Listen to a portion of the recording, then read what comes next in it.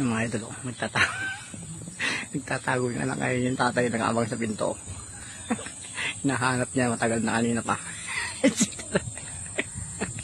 Tatago yun sa taas ng puno. Pero galing niya sa computer market bang yan mga idol. Yan, para makaiwas sa tatay. Yung tatay niya, nag-aabang sa pinto. Ngayon yung anak niya sa puno ng kahoy. Ayan mga idol, panoorin nyo kung paano magtago ang mga anak. O yan. Galing sa computeran na inaabangan nyo. Ayun mga idol, kaya lapit ka pa yung camera. Ayun yung anak. Ayun. Ay nawala na. Ayun na, nandun na sa taas. Ayun na pala yun.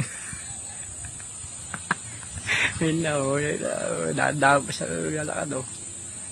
O, diba? Para masabi lang na na nandun sa taas ng puno. Ganyan din ako nung bata ako mga idol. Tatagwan ko yung tatay niya sa pinto. Yan mga